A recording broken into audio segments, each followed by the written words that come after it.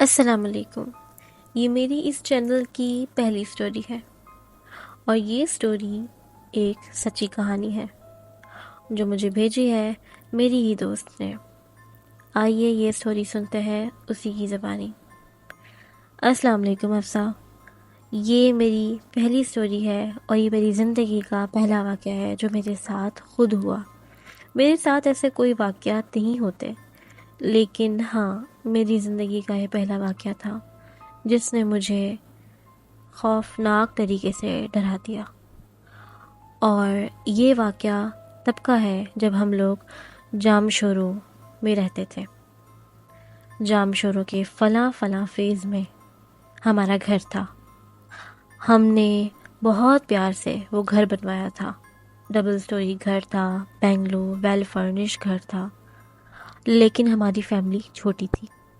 ہمارا اوپر کا پورشن ہمیشہ خالی رہتا تھا اور ہم بچے، امی ابو، ہم سب نیچے رہتے تھے۔ گھر ہم نے بہت بڑا بنوا لیا تھا، ضرورت سے بھی زیادہ، اس لیے اوپر کا پورشن خالی رہتا تھا اور ہم لوگ صفائی لازمی کرواتے تھے۔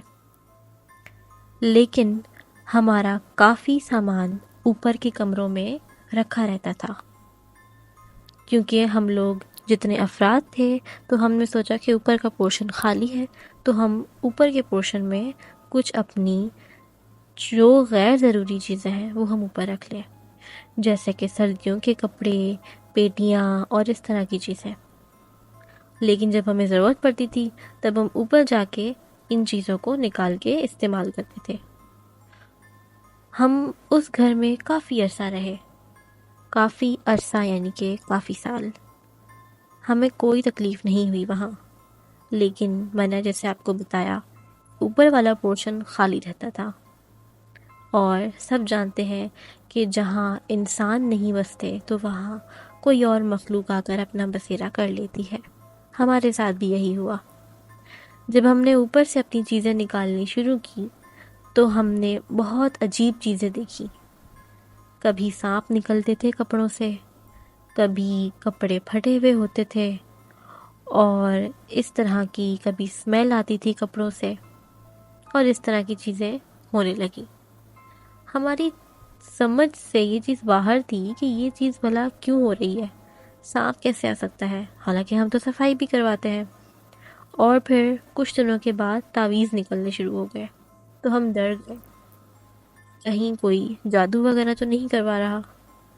لیکن ہم کیا کرتے ہیں، اتنی پریشانی کے بعد بھی ہم لوگوں نے سوچا کہ چلو چھوڑو، اللہ کا نام لیتے ہیں اور ہم اپنے نیچے والے پورشن میں ہی رہنا شروع کر دیں گے۔ ہم نے اوپر سے سارا سامان ہٹا دیا۔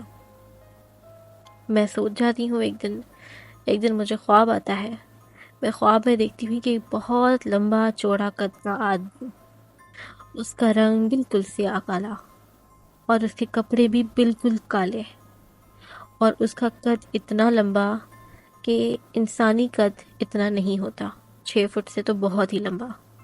اور وہ مجھے آ کر کہتا ہے کہ تم لوگ یہاں سے چلے جاؤ، یہ اب ہمارا گھر ہے اور ہماری فیملی بڑھتی جا رہی ہے اور آپ لوگ یہ گھر چھوڑ دو۔ میں نے خواب کو خواب ہی سمجھا اور اپنی بہن کو بھی بتایا۔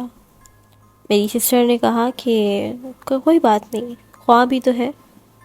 اگلے دن مجھے پھر وہی خواب آتا ہے۔ اب مجھے تھوڑی پریشانی ہوئی کہ ایک ہی خواب دوبارہ کیسے آ سکتا ہے۔ تیسری رات بھی میرے ساتھ یہی ہوتا ہے کہ تیسری رات بھی مجھے سیم خواب آتا ہے۔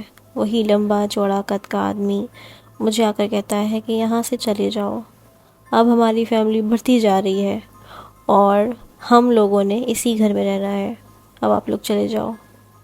مجھے سمجھ نہیں آتا کہ وہ مجھے بار بار کیوں دکھائی دے رہا ہے، وہ آدمی مجھے بار بار کیوں نظر آ رہا ہے۔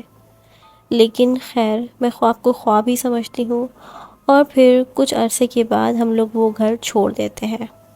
ہماری شفٹنگ کہیں اور ہو جاتی ہے اور ہم وہ گھر بیچ کر کہیں اور شفٹ ہو جاتے ہیں۔ 1 مہینہ گزرتا ہے کہ 1 مہینے کے اندر ہی ہم نے جن کو یہ گھر بیچا ہوتا ہے ان کی کال آتی ہے کہ آپ لوگوں نے ہمیں کیسا گھر دے دیا ہے، ایک آدمی جس کا قد بہت لمبا چوڑا ہے، کالے کپڑوں میں ہے، فقیر کی طرح ہے، اور وہ ہمیں کہتا ہے کہ آپ لوگ اس گھر سے چلے جاؤ، آپ لوگوں نے ہمیں کیسا گھر دے دیا ہے، یہ گھر کس کا ہے؟ ان کے اتنے سوال اور یہ واقعہ جب میں سنتی ہوں تو میرے رونگٹے کھڑے ہو جاتے ہیں کہ جس آدمی کی بات ہو رہی ہے اس آدمی کو تو میں نے خواب میں دیکھا تھا، وہ آدمی ان کو گھر سے کیسے نکال سکتا ہے؟ وہ فیملی ہمیں کہتی ہے کہ یہ آدمی اچانک سے اوپر والے پورشن سے آتا ہے اور ہمیں دھمکا کے چلا جاتا ہے اور کچھ ہی سیکنڈز میں ہماری نظروں کے سامنے سے اوجھل ہو جاتا ہے۔ ہم پریشان ہو گئے ہیں، کبھی ہمیں باہر ملتا ہے تو کبھی ہمیں گھر کے اندر ہی نظر آ جاتا ہے۔ ہم یہ گھر چھوڑ رہے ہیں، آپ لوگوں نے تو ہمارا نقصان ہی کروا دیا، اس طرح بھلا کوئی کرتا ہے؟ میں بہت دکھ ہوا کہ کاش ہم لوگ ان لوگوں کو بتا دیتے، لیکن ہم نے سوچا ہمارا وہم ہے، اس میں نہ ہمارا قصور تھا اور نہ اس فیملی کا قصور تھا، اور لیکن اس فیملی نے وہ گھر چھوڑ دیا 1 ہی مہینے کے اندر، اور تب سے اس گھر میں کوئی بس نہیں سکا۔ یقین کرو وہ گھر آج بھی ویسے ہی خالی ہے، بالکل خالی۔ تو یہ تھی میری فرینڈ کی سٹوری۔